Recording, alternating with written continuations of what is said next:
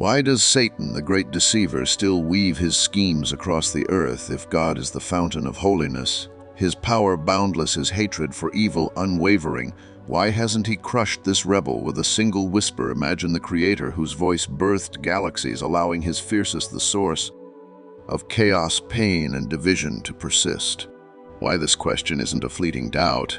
It's a thunderclap echoing through centuries, from ancient prophets to modern seekers, demanding an answer that shakes the soul. Is God distant, unable to act, or does a purpose so vast, so divine, lie hidden in his silence?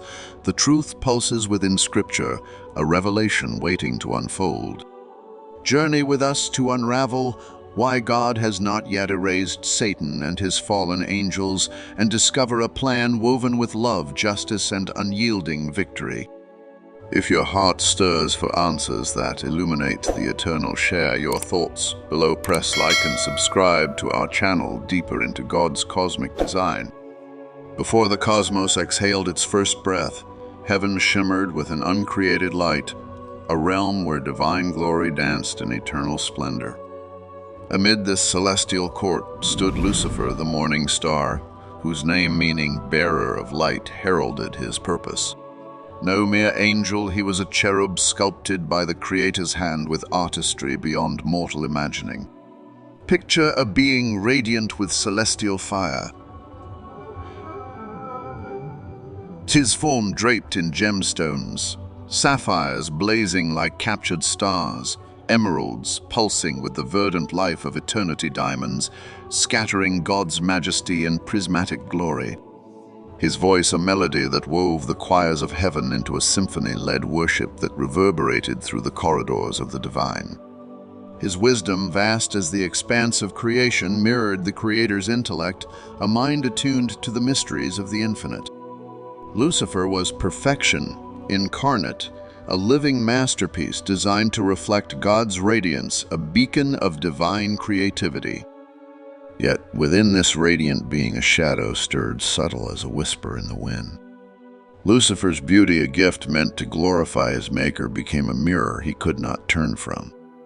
Pride, insidious and slow, took root in his heart, a seed that would grow into rebellion.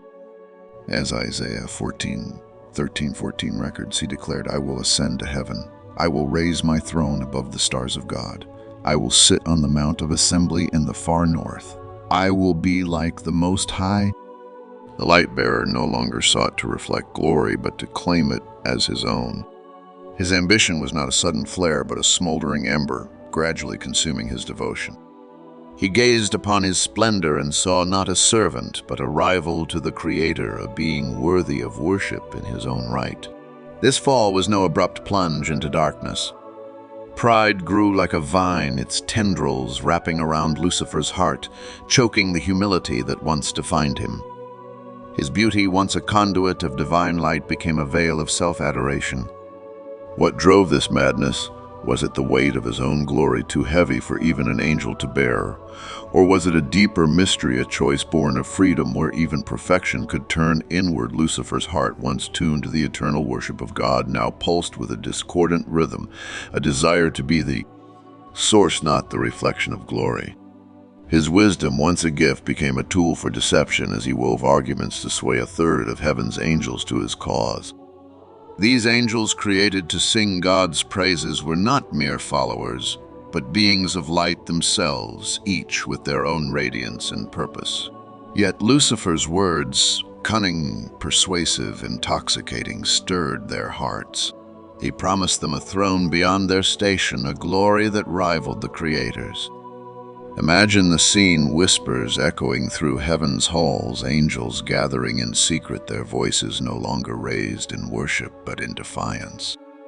The harmony of heaven fractured a crack that would soon become a chasm. How could perfection breed such rebellion? The answer lies not in God's design, but in the freedom he bestowed, a freedom that allowed even angels to choose their path. As the rebellion took shape, heaven braced for a conflict that would reshape eternity. What would this war mean for the cosmos, and how could the Creator respond? The rebellion was no quiet descent, but a cataclysm that shook the foundations of heaven itself. Revelation 12:7-9 unveils the scene with vivid clarity, and there was war in heaven. Michael and his angels fought against the dragon, and the dragon and his angels fought back. Picture the clash. Michael the archangel, his sword blazing with divine authority, a beacon of unyielding loyalty to the Creator. Behind him, legions of faithful angels, their wings aglow with celestial fire, stand ready to defend the throne of God. Against them rises Lucifer now, the dragon, his once radiant form twisted by defiance, his eyes burning with ambition.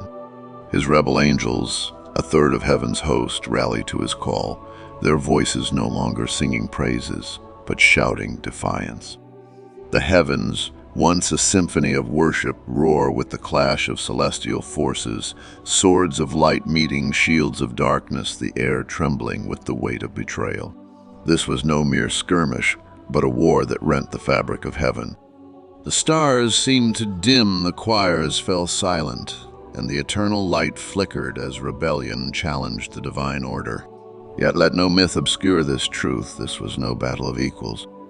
Human tales woven in ancient myths, modern films, and philosophical musings often paint good and evil as balanced forces locked in an eternal duel of light and darkness. Scripture shatters this illusion with unyielding clarity. God has no rival. Satan, though mighty among created beings, was but a spark against the Creator's inferno. His power, his wisdom, his glory, all were gifts from God, and no creature can stand against its maker. The outcome was certain from the first clash, written in the sovereign will of the Almighty. Revelation continues, but they could not prevail, nor was a place found for them in heaven any longer. The great dragon was cast out, that ancient serpent called the devil and Satan, who deceives the whole world. He was thrown down to earth, and his angels were cast down with him. The dragon's defeat was swift and absolute. Michael's legions, empowered by God's command, overwhelmed the rebels, casting them from the celestial heights. Imagine the scene: Satan, once the morning star, now a fallen shadow, hurled through the heavens, his followers trailing like dying embers. The earth below, still young in its creation, became their exile, a new stage for their rebellion. God did not step onto the battlefield. He needed only to speak, and his will was done through Michael's faithful host. This reveals a staggering truth. Satan's rebellion, though audacious, was futile against God's sovereignty. The heavens were purged, the rebels banished their glory, stripped their place, lost forever.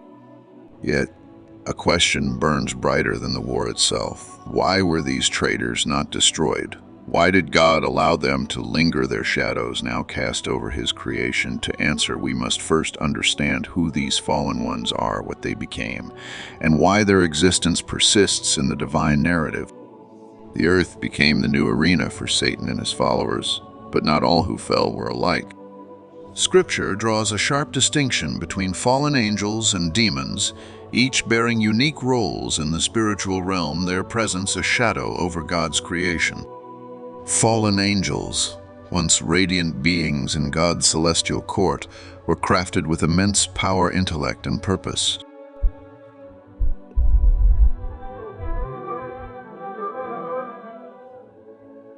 Ephesians 6:12 describes them as principalities, powers, rulers of the darkness of this world, spiritual hosts of wickedness in the heavenly realms. These are not aimless spirits, but organized forces commanding hierarchies that shape the course of human history. Picture them as shadow generals seated in unseen thrones, orchestrating schemes that twist the fabric of nations' cultures and ideologies. From the rise of tyrannical empires to the spread of false philosophies, their influence weaves through centuries, subtle yet pervasive, bending systems to their rebellious will. Consider their impact: the ideologies that divide humanity, the systems that exalt pride over humility, the cultures that glorify self above God. Behind these lie the whispers of fallen angels, their strategies spanning generations. They do not act haphazardly, but with calculated intent, their rebellion, a mirror of Satan's own ambition to usurp God's throne. Their power is not in brute force, but in deception, twisting truth until it resembles a lie, sowing seeds of discord that bloom into chaos. These are the rulers of darkness, their influence a testament to the freedom they once abused in heaven. Demons, by contrast, are a different breed, their existence marked by chaos rather than order. Luke 8:30-33 recounts Jesus confronting a man possessed by a legion of spirits who begged not to be cast into the abyss but into a herd of pigs. These disembodied entities roam restlessly, seeking bodies to inhabit, driven by a desperate need to act in the physical world. Unlike the strategic fallen angels, demons operate in disarray, haunting individuals, exploiting vulnerabilities, and sowing torment. Imagine a restless spirit clawing at the edges of human souls, seeking entry to unleash its malice. Their presence is visceral, their attacks personal, possessing, oppressing, and tormenting those they ensnare. The distinction is crucial. Fallen angels wield authority over vast systems, shaping the world's trajectory with cunning precision. Demons lacking such order prey on individual weaknesses, their assaults raw and chaotic. Consider the contrast. A fallen angel might inspire a philosophy that leads millions astray, while a demon might torment a single soul, driving it to despair. Both serve Satan's rebellion, yet their methods reflect their differing natures. But why does God permit these rebels to persist? Why were they not erased in the wake of their defeat? Why allow their influence to cast shadows over His creation, challenging the divine order? The answer lies in the eternal nature of spiritual beings and the deliberate rhythm of God's justice, a rhythm that pulses with purpose. The eternal nature of spiritual beings. Why does Satan, a defeated foe, still cast his shadow across the earth? To understand, we must grasp the essence of spiritual beings, a realm where mortal laws do not apply. John 4:24 proclaims God is spirit, and angels created in His likeness share this eternal nature. Unlike humans bound by flesh and the fleeting breath of life, angels exist beyond physical death. Satan and his followers, though fallen, cannot be snuffed out like a candle flame. Their existence is woven into the spiritual realm, governed by laws that transcend the physical. To destroy them would require a divine act, not a mere cessation of being, and God's choice to refrain from this act speaks to His greater purpose. Yet God's restraint is not merely a matter of metaphysics. His justice is not a sudden storm striking without warning, but a symphony conducted with eternal precision. Revelation 20:11 envisions a great white throne where every being, angel and human, will face judgment. 2 Peter 2:4 confirms that fallen angels are cast into hell-bound in pits of darkness reserved for judgment. God does not destroy without due process. His justice is public, transparent, and final, ensuring no creature can claim unfairness. Every act, every choice will be laid bare before the universe, a testament to His righteousness. The fallen angels are not forgotten, but reserved their fate, sealed their rebellion, recorded for the day when truth will shine unyieldingly. This delay is not indifference, but purpose. God's patience allows time for His plan to unfold, a plan where even rebellion serves His glory. Consider the implications if God were to act impulsively, crushing Satan and his host at the moment of their fall. What would become of the freedom He granted? What would it mean for the cosmos to witness justice without process? God's delay is a testament to His character, a God who judges with wisdom, not haste, whose justice is as perfect as His love. But what is this purpose that holds back the hand of destruction? Could it be tied to the sacred gift bestowed upon all creation, a gift that defines the very heart of God's design? At the dawn of creation, God faced a choice that would shape the cosmos, craft a universe of automatons programmed to obey, without thought, or grant His creatures the power to choose their path. He chose the latter, endowing every angel and every human with free will, the sacred ability to love or rebel, to worship or defy. Lucifer's fall was not a flaw in God's design, but a consequence of this gift, a choice born of freedom. Without the possibility of rejection, worship is mechanical love, a hollow echo of true devotion. God desired a creation that would choose him freely, not out of compulsion, but out of a heart stirred by his glory. Imagine a world where every dissent is instantly crushed, where every wayward thought is erased before it can form. Would that be freedom if God had destroyed Satan the moment he rebelled? He would have revoked the very liberty he granted, turning choice into coercion. True love requires the risk of rejection. Satan chose defiance, as did his angels, and God honored that choice, not because he approved, but because he remains true to his nature. This freedom shapes every human heart, every decision to follow or forsake the Creator.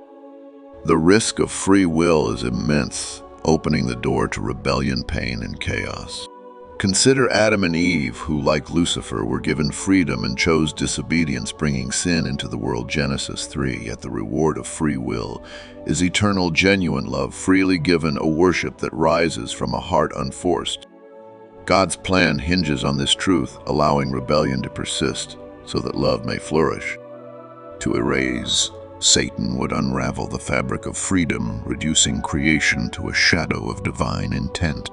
But could there be more? Could Satan's rebellion, in its defiance, serve a role in God's grand design? What if the enemy in his malice is an unwitting instrument in the Creator's hands, shaping a narrative that leads to redemption? Satan as an unwitting instrument, the idea is startling, almost unthinkable. Could Satan in his rebellion play a part in God's plan, not as an ally, but as an unwitting tool? Scripture unveils this mystery with breathtaking clarity, revealing a God whose sovereignty turns even evil to his purpose.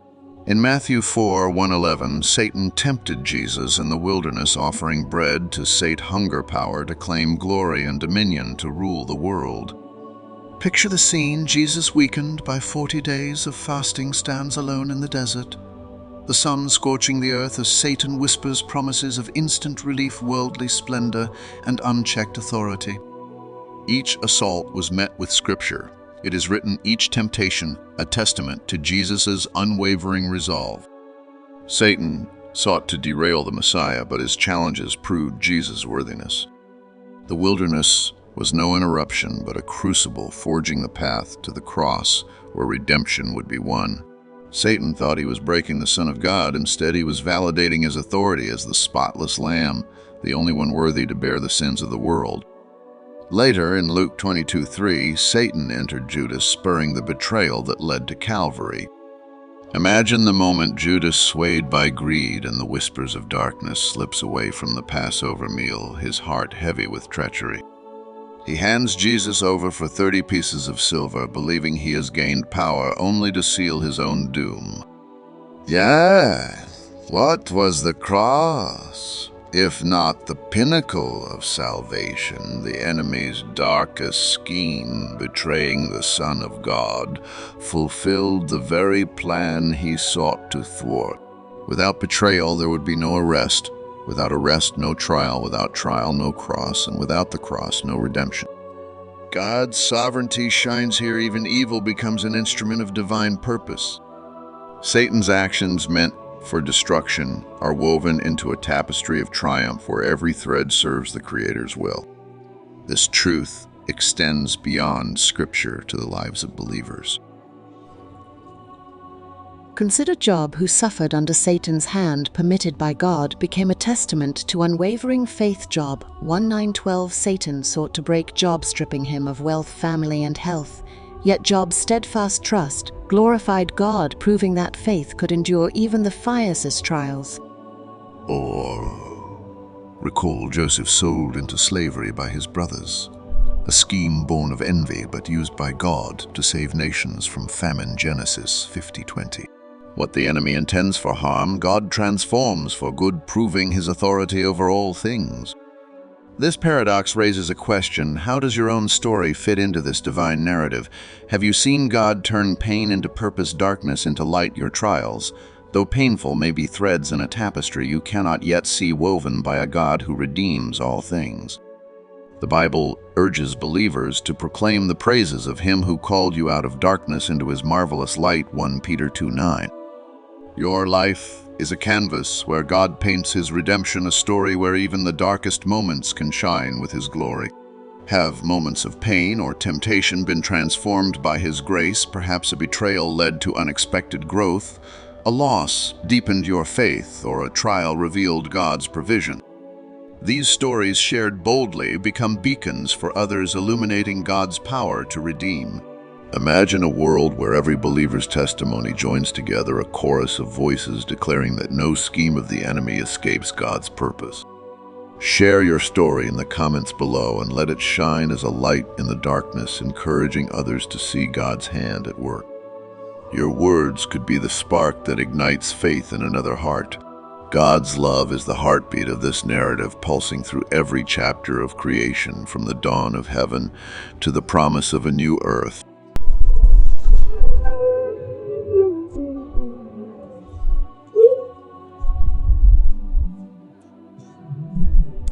This parable mirrors God's heart, not a tyrant crushing rebels, but a father yearning for his creation to return.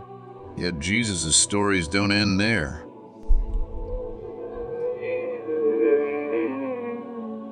In Luke 15:37, he speaks of a shepherd leaving 99 sheep to seek one that is lost, rejoicing when it is found. In Luke 15:8-10, a woman searches tirelessly for a lost coin, celebrating its recovery. These images reveal a God who pursues, who waits, whose love is relentless, even for the wayward. Matthew 5:44-45 unveils the breadth of this love. Your enemies, that you may be children of your Father in heaven. He causes His sun to rise on the evil and the good, and sends rain on the just and the unjust. God's love is not bound by performance, but flows freely, offering grace to all. Every sunrise, every drop of rain is a testament to His patience, a whisper of His longing for reconciliation. Does this love reach the fallen angels? Scripture is silent on their redemption, but God's choice to let them exist speaks volumes. His delay in judgment reflects a love that waits, hoping for creation to turn to Him, not out of fear but devotion. This patience is not weakness, but a testament to His character, a God who seeks not to destroy but to restore. Consider the implications. If God's love were impulsive, crushing all who stray, would it be love at all? His waiting is an invitation, a space for choice, a chance for transformation. Every moment of grace in a broken world is a reflection of His heart, a heart that longs for all to come home. Yet, this love does not mean the absence of justice. What awaits those who persist in rebellion, who reject the outstretched hand of grace? God's love does not negate His justice, a truth as unyielding as His mercy. 2 Peter 2:4 assures that fallen angels are cast into hell-bound in pits of darkness reserved for judgment. Their fate is sealed, their rebellion recorded, their defiance a debt that will be paid. Revelation 20:11-15 unveils the great white throne, a scene that shakes the soul. Then I saw a great white throne and Him who sat on it, and I saw the dead, great and small, standing before the throne, and books were open. Every deed, angelic and human, will be exposed, every secret laid bare. This is no mere metaphor, but a promise. Satan, his angels, and all who choose darkness will face a verdict that restores order and declares God's holiness. Picture the moment Satan, the once mighty morning star, stands before the throne. His rebellion exposed, his power broken. His angels, once radiant, now bow under the weight of their guilt.